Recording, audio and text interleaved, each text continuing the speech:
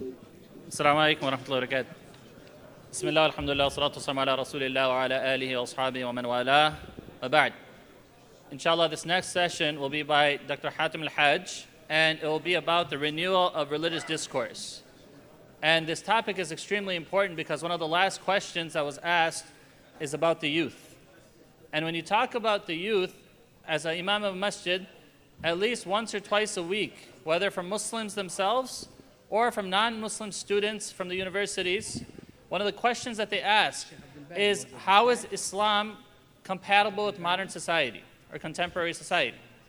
And inshallah, if you look at Sheikh Hatim's lecture and his presentation, he talks about the importance of religious discourse. Some of the questions that he answers is, what is tajdeed?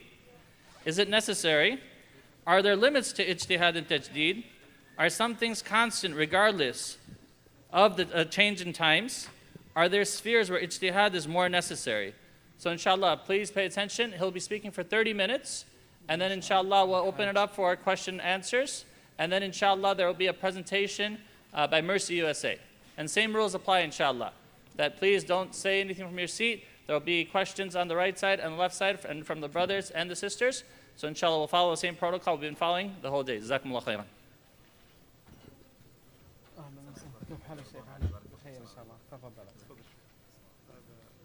الشيخ عبد المشعل عبد الباري أيضا.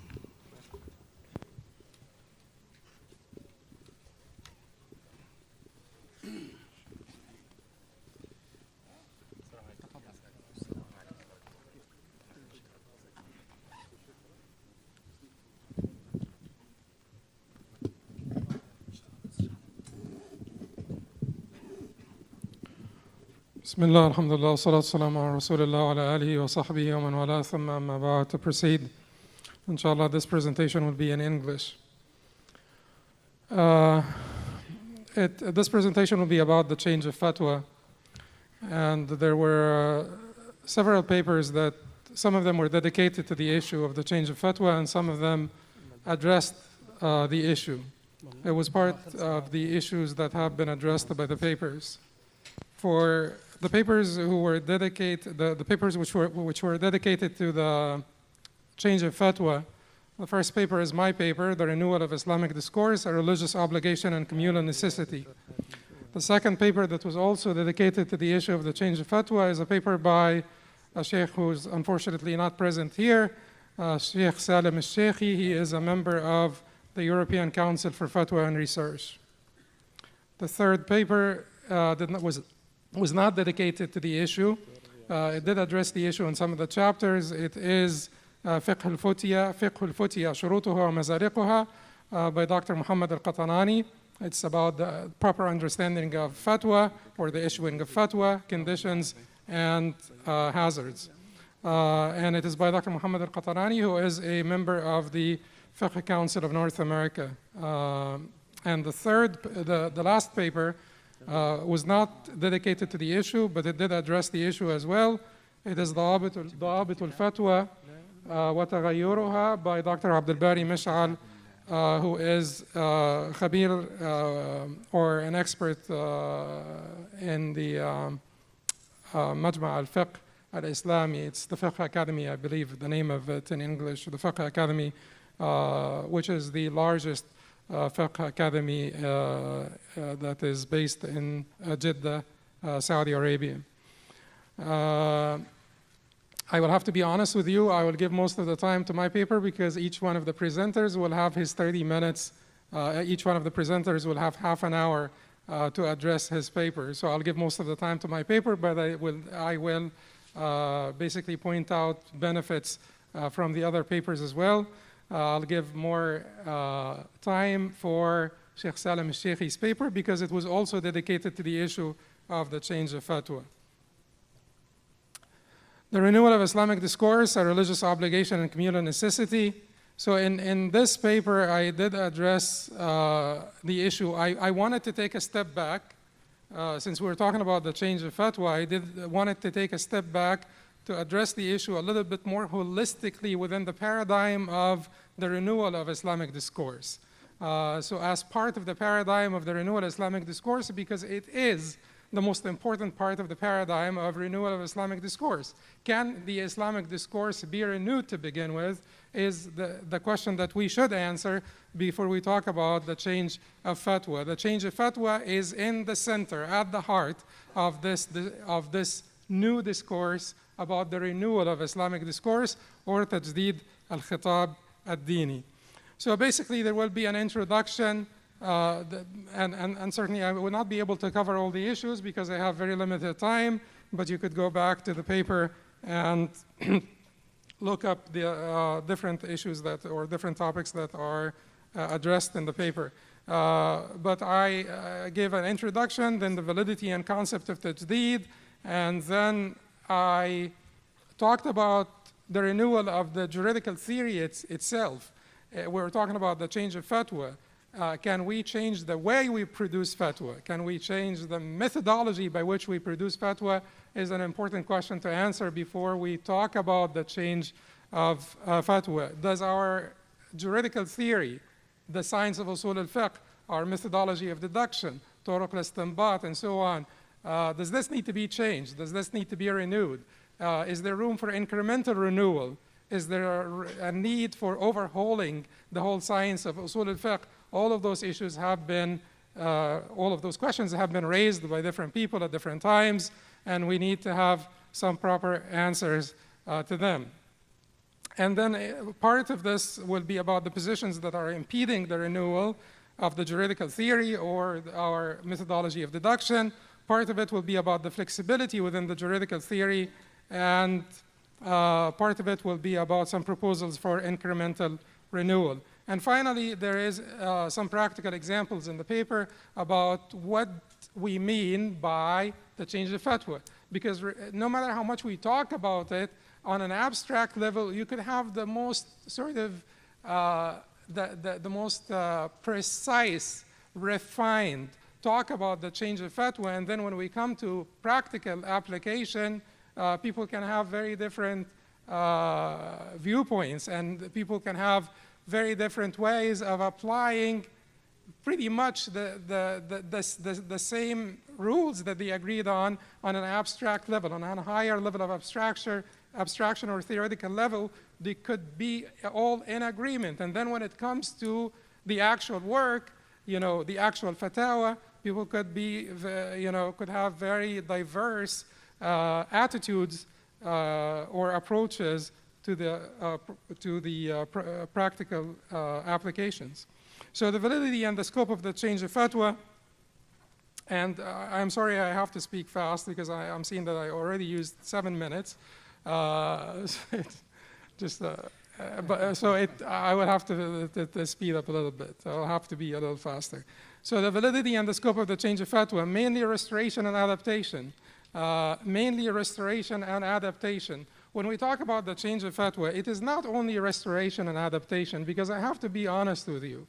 Our religion is not a fixed structure. It's not like a fixture in the wall. It is not a building that is static. Our religion is a living entity with constant objectives, overarching maxims, but also a very flexible legal framework that will allow it to engage with different realities at different times and will allow it the transcendent vitality.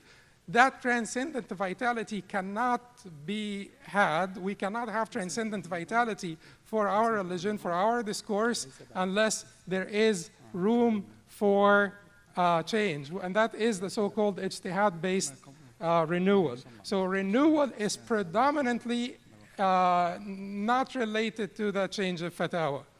Renewal is predominantly about restoration, but part of it has to do with new ijtihad.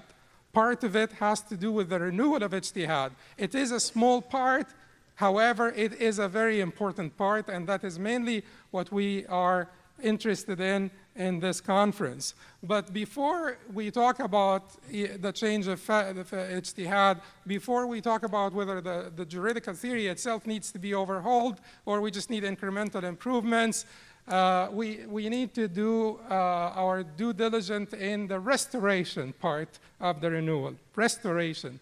And this is basically to bring the religion back to its old beauty, the beauty of it during the time of the first generation, the time of the first community, the Prophet ﷺ and his companions. So we do need to have some change of emphasis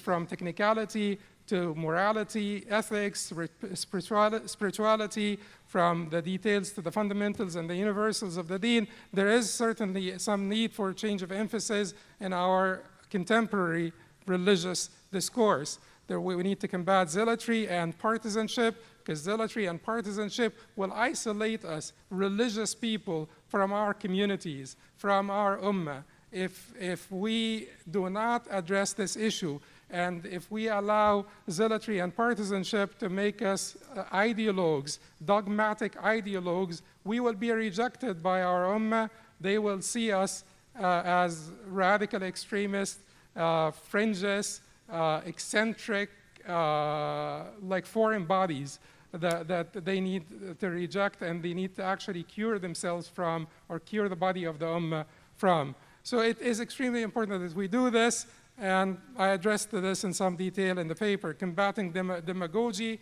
is also something, the cartoonish image that they try to portray for the religiously committed may not always be untrue. We are human beings, we are fallible human beings, we could be faulty, we could be guilty of some of this cartoonish image that others may draw for us. Like they portray us as dogmatic people that are chasing after mythology, that are not, unpractical, and that are also aggressive and exclusionary. So we have to ask ourselves if we can actually change that image. Reform of the content. When it comes to the change of fatwa, when it comes to the renewal of religion, everybody agrees about the concept of renewal. How could you not agree when it is the Prophet ﷺ himself who said, إِنَّ اللَّهَ يَبْعَثُ لِهَذِهِ الْأُمَّةِ عَلَى رَأْسِ كُلِّ مِئَةِ سَنَةٍ مَنْ يُجَدِّدُ لَهَا دِينَهَا. Allah subhanahu wa ta'ala will send for this ummah at the beginning of every century those, he or she, I guess. But let's say those who will change, those who will renew its religion for it. Those who will renew its religion for it. إن الله يبعث لهذه الأمة على رأس كل سنة من يجدد لها دينها. Those who will renew its religion for it. So no one can disagree with the Prophet ﷺ. No one can say that the renewal of religion is an invalid concept because you will be in conflict with the statement of the Prophet ﷺ himself. Everybody agrees. But then we start to disagree once we come to addressing what is it that should be renewed. Some people will agree on basically the vehicles through which we presented the deen. Basically, you could use PowerPoint, that is fine. That's as much a renewal as we need. So the Prophet ﷺ used to draw in sand. I will allow you to use the PowerPoint, and I'll be completely, fine with it. Go ahead. But that's it. Stop. Is it limited to this? Or can there be renewal of content as well? And what content are we talking about? The scope itself is very important. So renewal is not limited to law.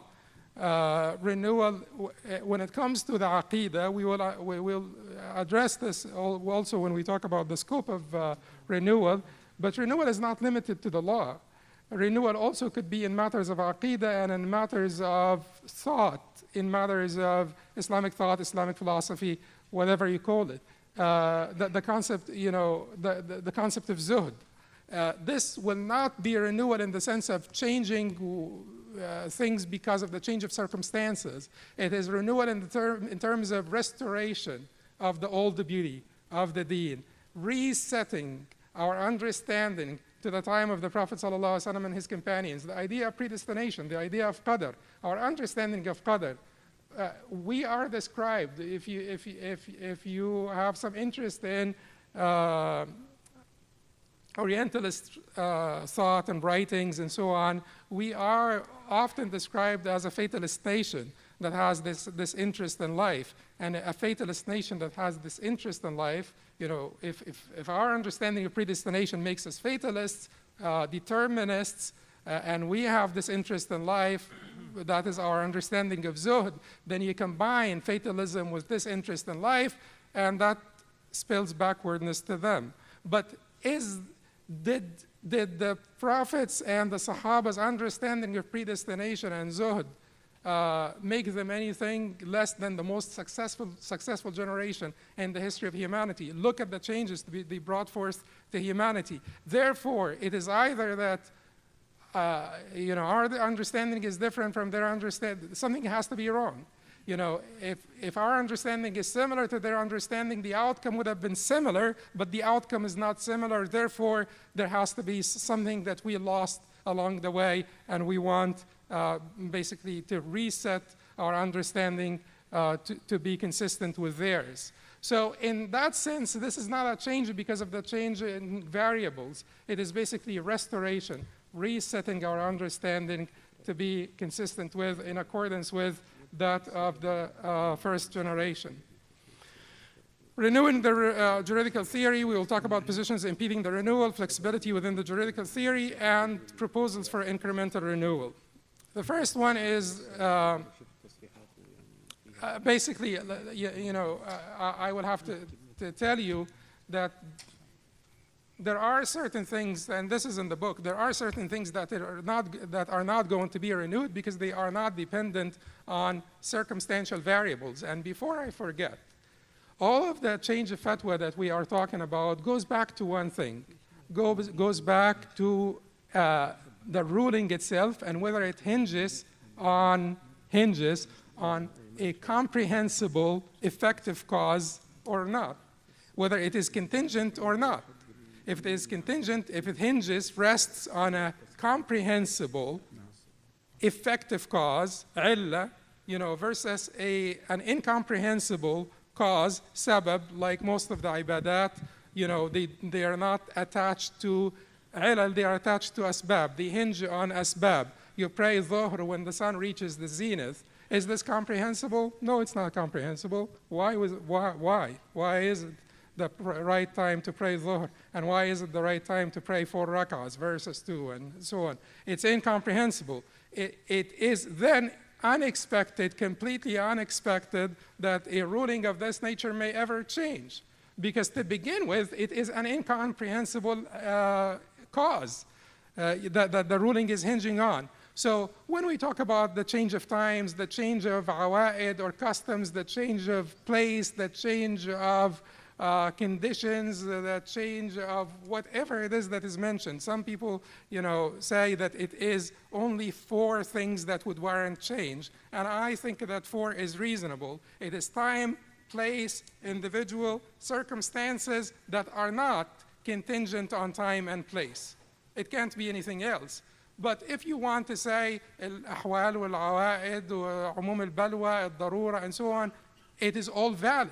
But it will all go back to the change of circumstances. And the change of circumstances, they are either dependent on the change of time and place, then we will call them change of time and place, or they're dependent on the change of, you know, not dependent, independent of the time and place, then we will say the change of customs and conditions, people's conditions, and so on. And change of individuals, whether you're old or young, the variations within the same individual.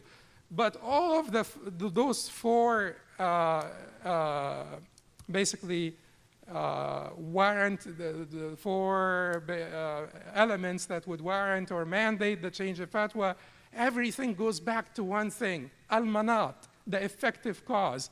Was this fatwa was this ruling in the first place attached to a manat, an effective cause that changes with time, place, people's conditions, and so on and so forth? Or is it a manat that does not change? Or is it a manat in the first place that is incomprehensible, therefore there is no room?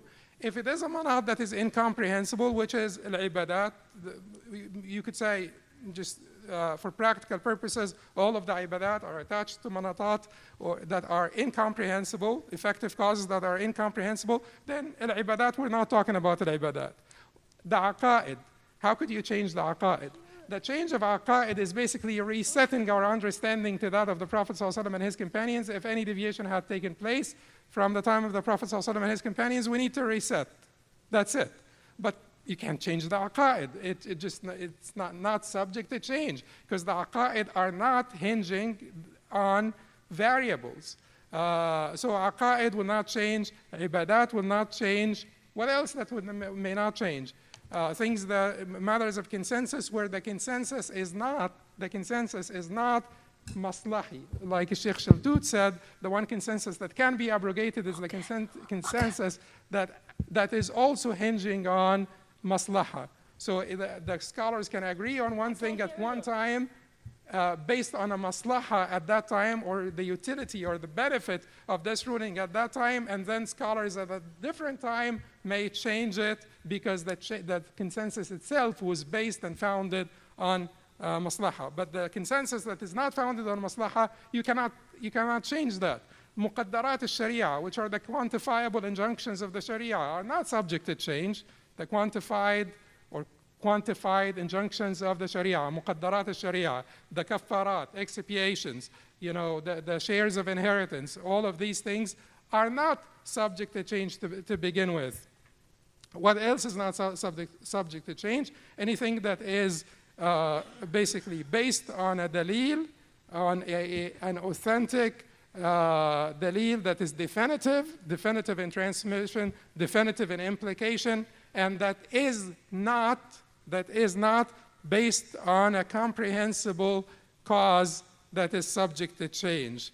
In this case, these things will not change. You could also review the paper because I'm almost out of time, because to get the full list of the things that are not subject to change. The question that is posed to us now is whether our own methodology of deduction needs to change. And some people are suggesting that the way of deduction, our approach to the Quran and the Sunnah, our way of understanding the Quran and Sunnah and extracting rulings from the Quran and Sunnah itself needs to be changed, and they call this the systems approach. The systems approach is that when you have a system that has produced defective product, you need to go back and you need to overhaul the system. You can't patch it up. And I posit here in this paper that we do not need to overhaul that system. The methodology of deduction, the science of usul al-fiqh, our juridical theory is solid. It is really a solid structure with immense flexibility. It is our failure to utilize the flexibility that is existent already in that solid structure that is failing us. It is not the theory itself. So positions impeding the ongoing renewal of discourse. I talked about the over-reporting of consensus. You've heard much about the ijma' al-sukuti, and you could go back to the paper and read more on this issue. I talked about whether there could be truth outside of the four madhahib, and I will just summarize, and it is a brief summary, and a brief summary is always a defective summary. So if you want, we can talk about this later, inshallah, in the evening, outside. But it is a brief summary. I would summarize that we must limit ourselves to the four madhahib because in general, as Imam Taymiyyah rahimahullah said, لا يكاد يخرج الحق عنها وإنما اختلفوا في مسائل قليلة. In general, truth does not divert from the four madhahib except in very few cases. Therefore, we limit ourselves to the authorized positions in the four madhahib, and if there is any position that might be accepted from outside of the four madhahib, we have to apply stringent criteria to it. What are the stringent criteria? I would say collective ijtihad is one, and widespread acceptance is another one. Widespread acceptance is another one. Ibn Taymiyyah rahimahullah himself, who said that the truth rarely, very rarely diverts from the four madhahib or can be found outside of the four madhahib, he himself is the one who issued the fatwa of 3 divorces, the combined 3 divorces or the threefold divorces counting as one. That fatwa itself, he met so much resistance, and it may have been a healthy reaction from the ummah, because that's a new thing. It was brilliant and genius, and it was timely of Shaykh al-Islam rahimahullah to come up with this fatwa.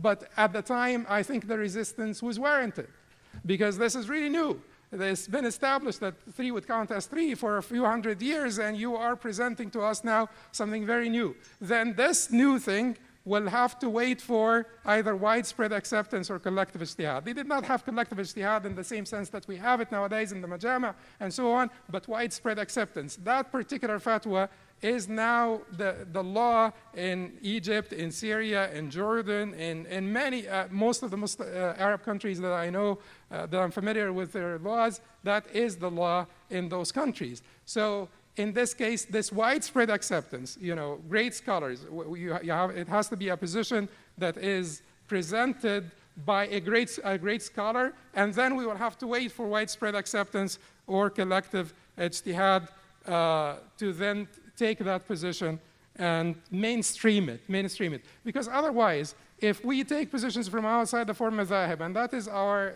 basically objective way of controlling the qiyas of fatwa. This is our objective way of doing it, because no matter how much we can talk about abstractions, this is our objective way of controlling.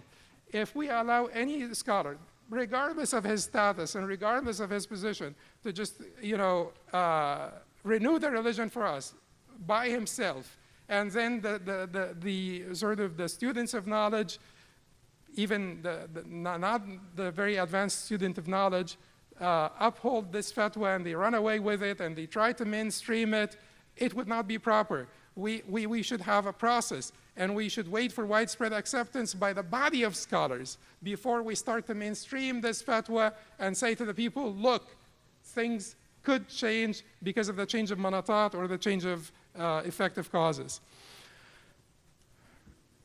Okay. Things are starting. You could read about this. I talked about the immense flexibility that we have in our juridical theory, in terms of the objectives of Sharia and reform, the role of the human intellect, expansion of our use of rational proofs, flexibility that is existent already, utility of the weak and unauthorized positions.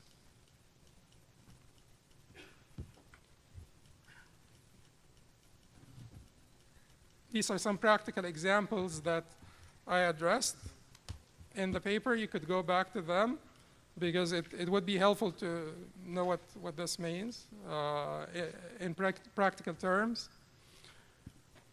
Then there is the paper by Sheikh Salim al-Sheikhi,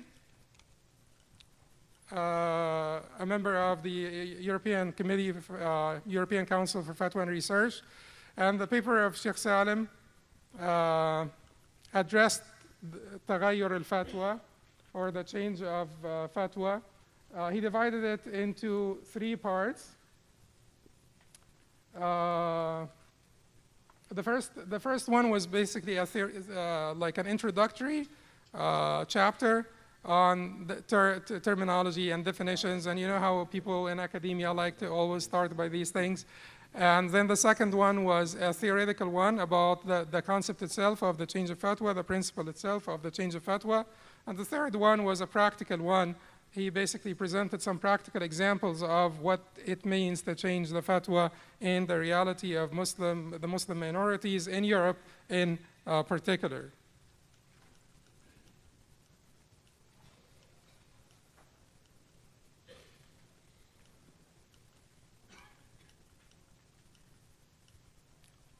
Some of the examples that Sheikh mentioned in his paper, the ruling concerning the Muslims residing outside of the Muslim lands, marriage from non-Muslims outside of the Muslim lands, inheritance, paying zakat to the masajid, purchasing homes with using conventional loans to purchase homes, being stringent or strict in requesting the officiation of marriage contracts.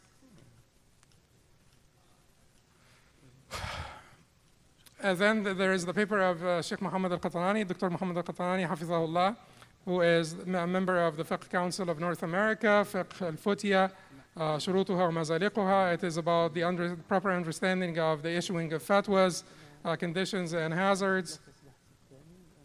He talked about the change of fatwa in the 5th, 6th, and 7th chapters of his paper. He talked in the 5th chapter about the divisions of fatwa concerning permanency, constancy, and change.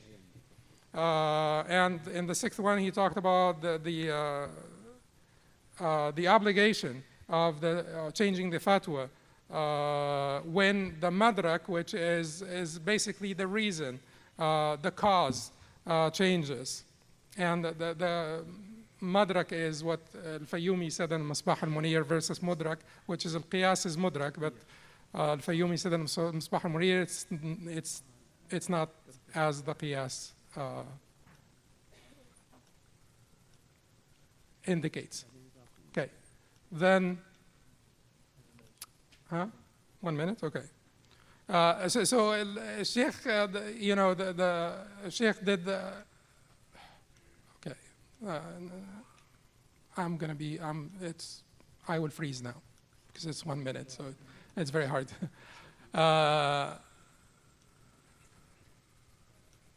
But the Sheikh did talk in some detail in the 7th chapter about the change of time, the change of place, the change of norms, the change of conditions.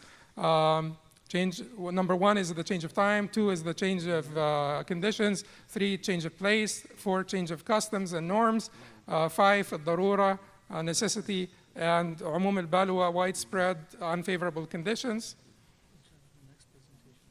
And certainly, all of these papers are very beneficial. They have pearls that I really encourage you to go back and read the papers. I am sorry I was not able to do it properly and to give justice to all the papers. I really encourage you to go back and read all the papers. The last paper was ضوابط الفتوى وتغيرها. It's guidelines concerning the issuing of fatwa and the change of fatwa by Dr. Abdul Bari Mish'al, Hafizahullah, who is, like I said, Khabir in the Fiqh Academy of the OIC, Organization of Islamic Cooperation. And the second chapter, his second chapter, he had the second chapter about تغير الفتوى, when is it excusable for the fatwa, when might the fatwa change? Is the disagreement of the contemporary scholars similar to that of the earlier scholars? And then he addressed also the issue of المقاصد, or the objectives of Sharia, and their impact on the fatwa and the change of fatwa, proper understanding of the objectives of Sharia. One thing I want you to go back to, in the paper of the Sheikh, the statement of al-Shatibi, which says Sharia mabniya ala i'tibar al-masalih, and also in the paper of Sheikh Salim al-Sheikhi, the statement of Ibn al-Qayyim rahimahullah, فالشريعة مبناها وأساسها على الحكمة ومصالح العباد في المعاش والمعاد والعاجل والآجل وهي عدل كلها ورحمة كلها ومصلحة كلها. Go back and read those two because they're beautiful. One of the things that I want you to particularly pay attention to in the statement of Imam al-Shatibi in the paper of Sheikh Abdul Bari Mish'al is when al-Shatibi rahimahullah said من حيث وضعها الشارع. الشريعة مبنية على اعتبار المصالح من حيث وضعها الشارع. So Sharia is based on the masalih, the utility. But this is utility in accordance with the declaration of al-Shara, the declaration of the lawgiver. not utility in accordance with my own understanding.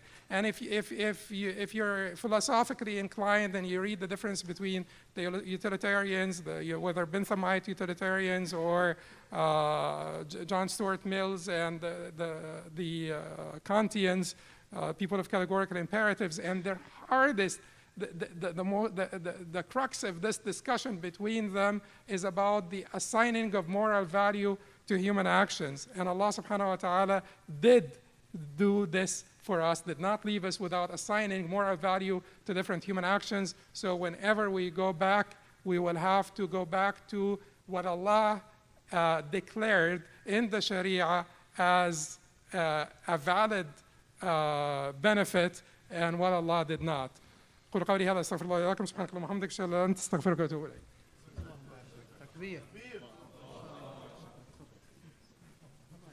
Jazakumullah khairan, Dr. Hatim. May Allah subhanahu wa ta'ala increase you and bless you. Inshallah, what we'll do now is that we have about 12 minutes before we break, and then inshallah before the break there's going to be a presentation. So inshallah, Dr. Abdul Bari Mishhal's presentation is next, right, at 3:45 after the break. And Sheikh Muhammad al-Qatanani is going to present tomorrow morning, but inshallah they're going to be answering the questions now. So now we're going to open up the floor for questions and answers, inshallah. And a reminder that the questioners, please state your question in 90 seconds, and the responders, please respond in 2 to 4 minutes, inshallah ta'ala. Jazakumullah khairan. So we'll start with my right. Go ahead, brother, inshallah. Wa alaikum salam.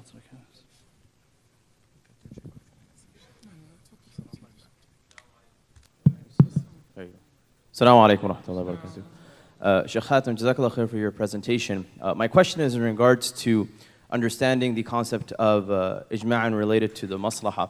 I think one thing which many people may not necessarily speak about is no matter to what extent someone will study usul al-fiqh, whether that's to the nth degree through al-muwafaqat and al-shatibi, or something very, very simple like khalaf, like ilm usul al-fiqh, or whether in the English language it's kamali.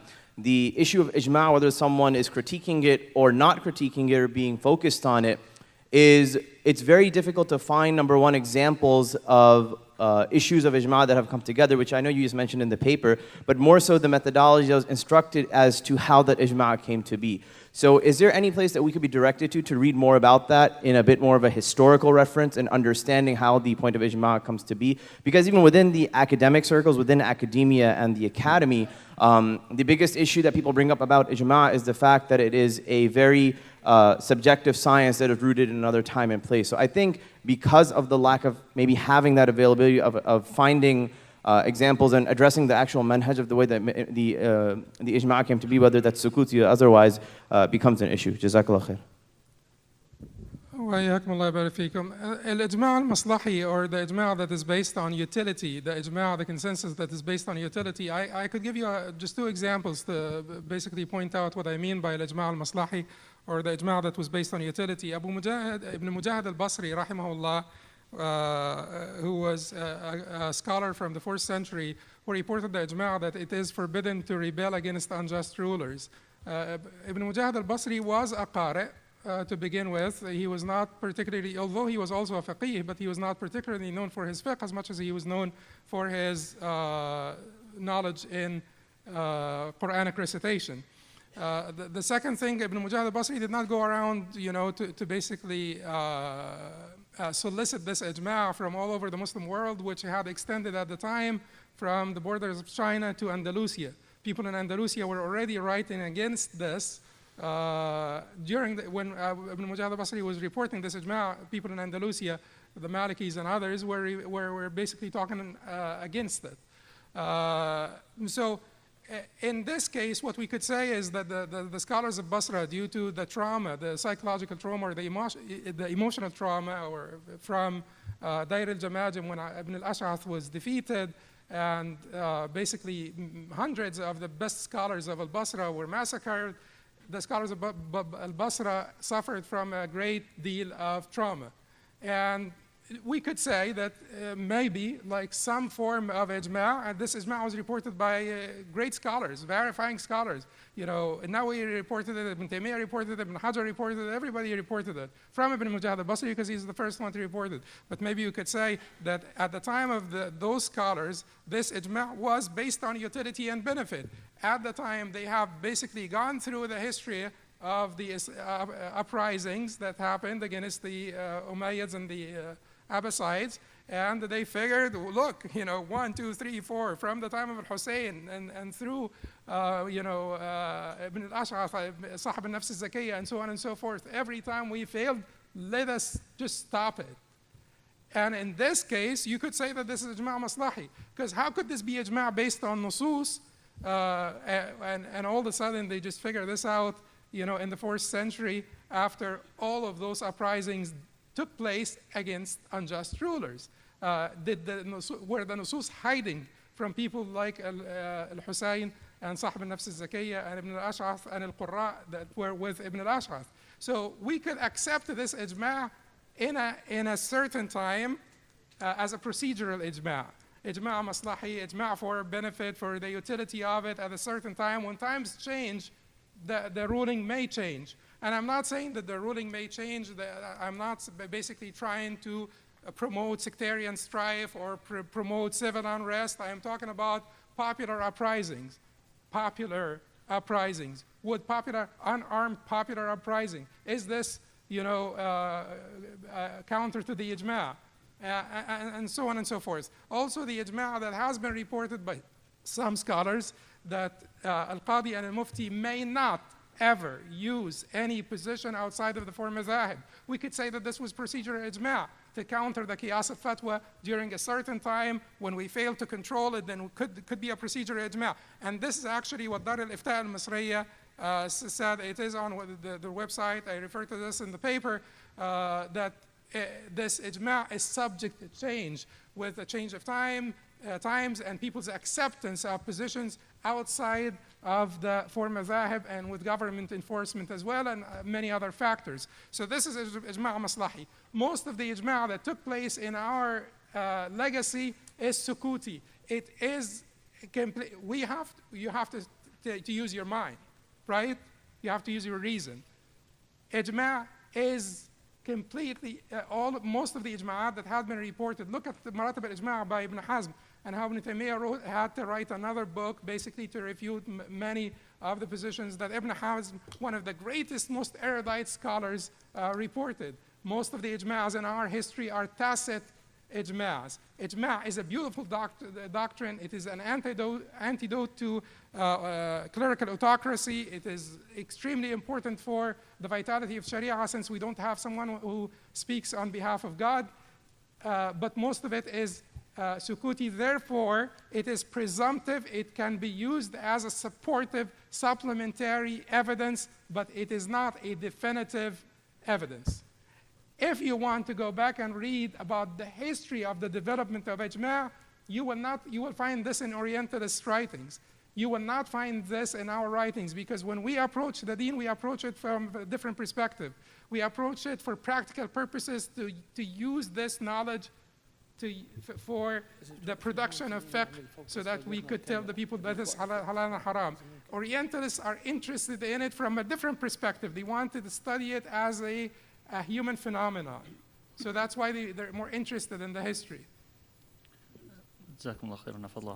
We can have 10 more minutes of Q&A. So I request those that were in line before the presentation to go ahead and take your positions and ask your questions, inshallah. We took one from the right, now we'll take one from the left, inshallah.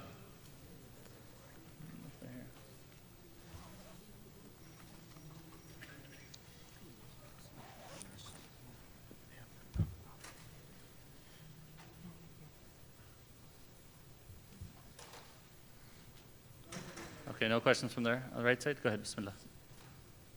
Assalamu alaikum wa rahmatullah. My question is regarding the 2 conditions that Sheikh Hatem mentioned for adopting an opinion outside the 4 schools. Do these 2 conditions of it being a collective ijtihad, or it being has widespread acceptance, is that applicable to new opinions? قول جديد or إحداث قول جديد, do we require these two conditions, or do we reject the introduction and innovation of new opinions in تجديد? جزاكم الله خير.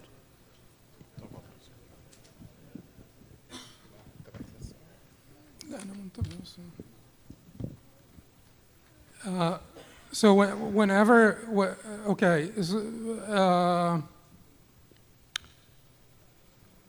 Can I? you had the أقسام الفتوى, right, in your paper. So whenever there is a new position, whenever there is, whenever we need to make an ijtihad, we're either making an ijtihad about something that has been previously addressed, as Sheikh al-Qatanani said in his paper, or something that has not been previously addressed. If it has not been previously addressed, then we're making fresh ijtihad, then we ask the mujtahideen, and particularly when it comes to matters that relate to the public, as Sheikh al-Zuhairi, hafidhahullah, said in the first, in his lecture, when it comes to matters that are of grave importance, matters that relate to the public, then we go back, we send those questions to the majama', and we wait until they give us an opinion. That is when it comes to newly emerged matters, nawazil, that have not been previously addressed. And then we wait for the mujtahideen. If it is something that is not that major, then we can wait for an individual mujtahid, and we can then take the fatwa from an individual mujtahid. But if it is something that has been previously addressed, then we go back and look we will look in the mazahib, in the four mazahib, for a solution for our problem or our dilemma. And if the four mazahib, if the positions of the four mazahib, if there is no authorized view in one of the mazahib that will provide us a ready solution for our dilemma, then we will need talfiq, we will need to do patching. Patching should be done by the mujtahideen or the most learned among us, because patching is a very serious business. I do believe in patching. Patching is allowable, talfiq is allowable, but it does need to be done by the most learned among us, because it could lead to serious consequences. If someone marries a woman without witnesses and without announcement and claims that this marriage is fine, consistent, and it is in accordance with the four mazahib, because Malik did not consider, rahimahullah ta'ala wa radiya an, did not consider the shuhud to be like a condition in the validity of the contract, and Abu Hanifa did not consider, rahimahullah ta'ala wa radiya anhu aydan, did not consider the announcement. You know, Abu Hanifa and Shafi'i and Ahmad did not consider the announcement to be a condition. Then that is very serious business. So talfiq needs to be done by the most learned among us, but it doesn't have to be collective ijtihad to do talfiq. We wait for a mujtahid to do this work for us and to see if this talfiq is proper talfiq or improper talfiq. If we do not have this, and we do need sort of, a completely new ijtihad concerning a previously addressed matter, then that is also extremely serious, and it is like things that relate to the public or of grave importance, and we wait for collective ijtihad. If we have a mujtahid that went out and presented an opinion, that is outside, they say here in America, outside the box, outside the four mazahib, then we do not accept this position until there is widespread scholarly acceptance of that position before we, the minor students of knowledge, accept it and propagate it.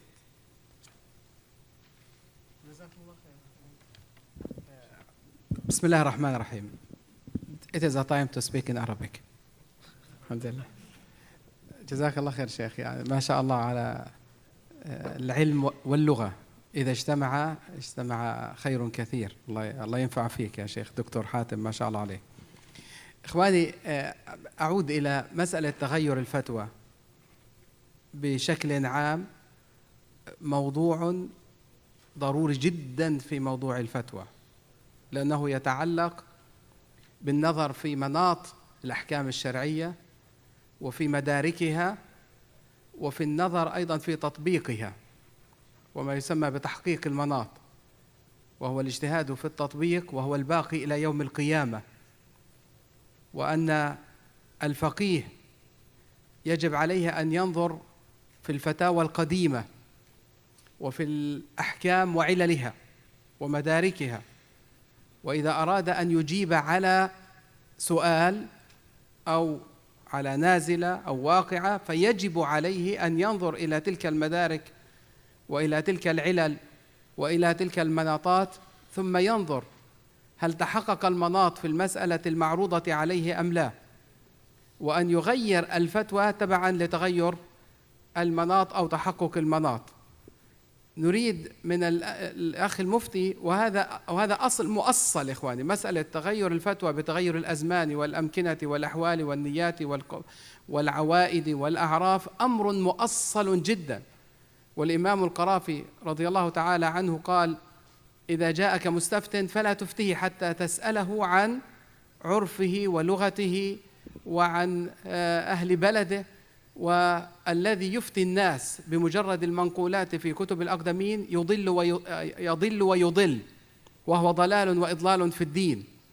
لذلك مسألة تغير الفتوى هي عمل وإعمال للعلل والمصالح، وأن الأحكام تدور مع عللها وجوداً وعدماً، وأنك في لحظة من اللحظات تجد أنك بحاجة إلى إحداث حكم جديد أو فتوى جديدة لتغير العلة. أذكر مثلا سيدنا علي رضي الله تعالى عنه الذي أفتى بتضمين الصناع، وقال عبارته المشهورة: لا يصلح الناس إلا ذاك، لا يصلح الناس إلا ذاك. فهنا كان تضمين الصناع في زمن النبي صلى الله عليه وسلم وفي زمن أبي بكر غير وارد، لكن وكذلك زمن سيدنا عمر وعثمان. في زمن سيدنا علي رضي الله عنه أفتى بغير هذا، وهذا لتغير الزمان، وقال: لا يصلح الناس إلا ذاك، ووافقه الصحابة على ذلك. وهذا يدل على أن المفتي يجب عليه أن ينظر أيضا إلى تدين الناس والتزامهم وحاجاتهم وضروراتهم ومصالحهم.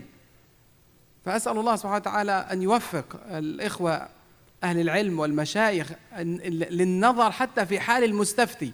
النبي صلى الله عليه وسلم كان يسأل السؤال الواحد فتختلف الإجابة باختلاف السائل. هذا يقول له إطعام الطعام وإفشاء السلام على من تعرف ومن لا تعرف، وهذا يقول له بر الوالدين، وهذا يقول له كذا. الإمام ابن حجر رضي الله عنه في الفتح، وكذلك الإمام النووي وغيرهم أجابوا على هذا بأن هذا بسبب اختلاف أحوال السائلين. جزاكم الله خيرا. Inshallah, this will be the last question for this session. Sheikh Mustafa, go ahead. Assalamu alaikum, Sheikh. You were talking about renewing judicial theory, and you mentioned the role of ilal, whether they're sorry, it's for Dr. Hatem, actually. So you mentioned the role of ilal, whether they're going to be ma'qulatul ma'na or not. So my question is, since Western civilization is built upon rationality and reason within their law and their framework and morality, whenever there's an ikhtilaf on identifying whether the illah is ma'qulatul ma'na or not, would you support potentially favoring the one which is ma'qulatul ma'na when there's an ikhtilaf in order to resonate more with the society in which we live? I'll give you two quick examples. One of them, for example, washing najasa with water or the absence of the najasa through evaporation or dry cleaning. There's ikhtilaf on that, whether or not you have to use water or whether you have to wash 3 times, even if the najasa is gone. Another example would be sadaqatul fitr, whether you can pay it through cash or cryptocurrency or whatever else rather than giving it as ta'am.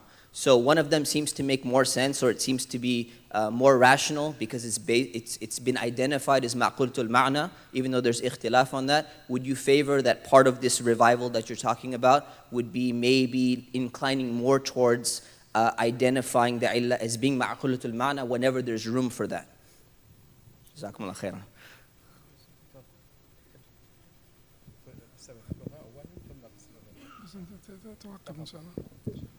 Alhamdulillah. That is an extremely hard question, Sheikh Mustafa. Sheikh Mustafa is part of the Fiqh Council of North America, It is an extremely difficult question, and it's a philosophical question. The answer to this is, why is it extremely difficult? Because there are two viewpoints here. Should you try to pull them away from the basically the common culture, the social constructs of their mainstream culture, so that they can so that they understand the essence of submission to God, and so that they can understand that part of it will entail sacrifice, and part of it will entail that you will look a little bit quirky and weird, and you will sound a little bit weird, or should you not do this, because you may be risking, if you try to pull them away from the basically mainstream social constructs, you're risking alienating them completely. And so we will have to spend time on answering this question, but it is not the same answer with everyone at every time and in every case.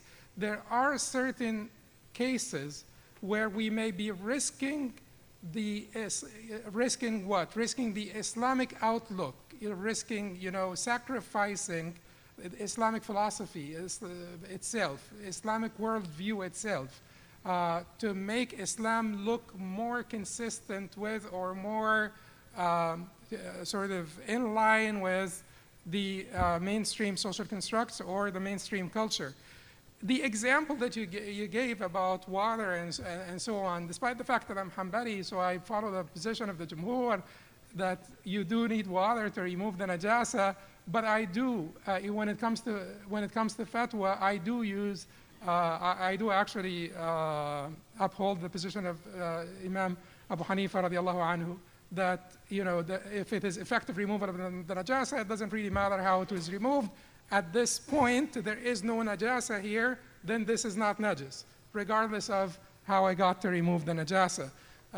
So if you say that I'm favoring ma'qul al-ma'na here, yes, I would favor ma'qul al-ma'na here. And most of the time, I would favor ma'qul al-ma'na, not only because we live in a society that is based on rationality, but also because outside of the sphere of worship, of the sphere of ritualism, in the strictest sense of the word ritualism, outside of that sphere, Islam is based on rulings that are ma'qulat al-ma'na, that have comprehensible causes.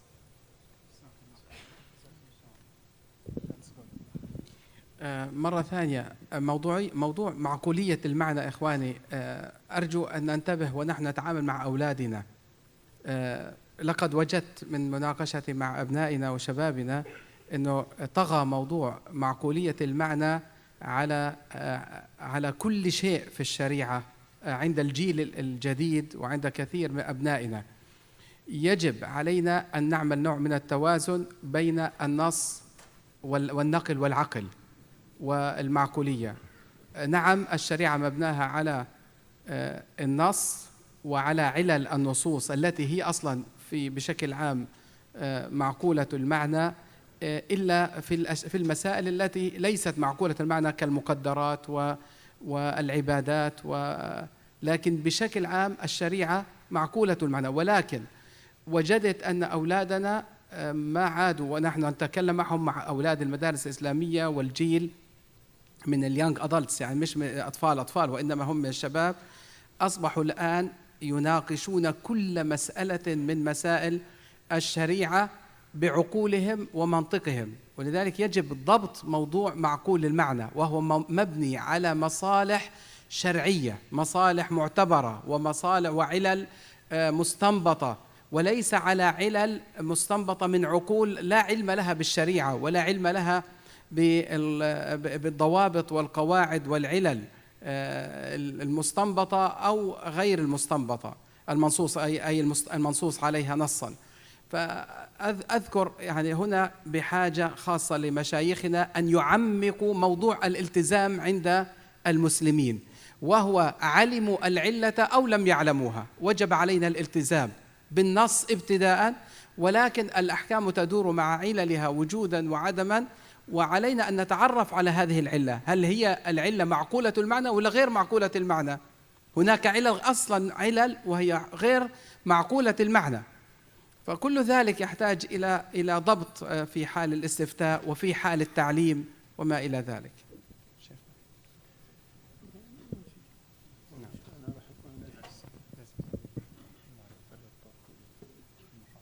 Jazakumullah khairan. Inshallah, we're going to break here. I pray that Allah subhanahu wa ta'ala blesses our mashayikh and their families and increases them in knowledge. And inshallah, we'll take a 10-minute break and come back at 4 o'clock. Jazakumullah khairan. Subhanahu wa bihamdik. Nashhadu an la ilaha illa ant. Nastaghfiruka wa natubu ilayk.